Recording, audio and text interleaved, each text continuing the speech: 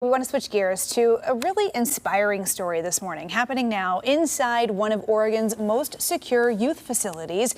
Students at William P. Lord High School are earning diplomas and building futures through trade programs and college-level work. It's part of a rehabilitation-first approach led by the Oregon Youth Authority. We have James Shippey joining us on the couch with the story of a student turning his life around at McLaren. James. Yes, Travis and Emily. While the facility and its agency, the Oregon Youth Authority, have faced scrutiny in recent months, including an ongoing state review, today's story is about possibility and second chances. And William P. Lord High School operates inside McLaren Youth Correctional Facility, where students like Mikey are proving that education can be a path to transformation. Now, the school offers digital classrooms and a diploma programs and hands-on training in trades like culinary arts, barbering, and welding. I got ideas that I want to do, to change the trajectory of not just my life, but change the trajectory of, people younger than me. Mikey graduated from Lord High School in 2022 and recently earned his associate's degree from Chemeketa Community College. During his time there, he completed coursework in business law, becoming certified in welding, and also trained as a barber.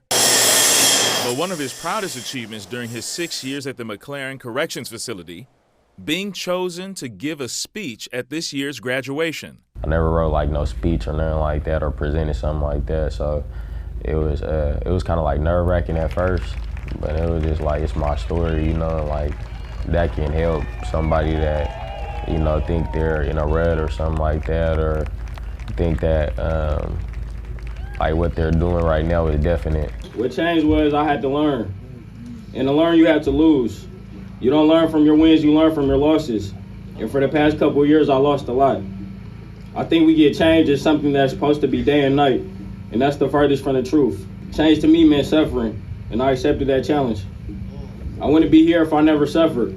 I'm a survivor. Mikey talked about the faculty witnessing his growth, where Lord High makes sure that all their staff have principles of trauma-informed care to combine with educational experience. So working here for me is just more than teaching, is helping the guys with mentoring as well, right? These guys have not had the most positive role models in their lives, so I use my position sometimes, a lot of times, to be able to, throw things at them that they might pick up and they could be used, in their lifetime some point in the future or now. It may look intimidating, or maybe there's a lot of conflict that may be going on here, but when you come in here, you can see the students, getting encouraged by the progress that they're making in class. Where education and rehabilitation intersect, the experience of education is considered one of the few normalizing moments they have at McLaren. For some of these guys, it was a mistake in 5 minutes of their lives.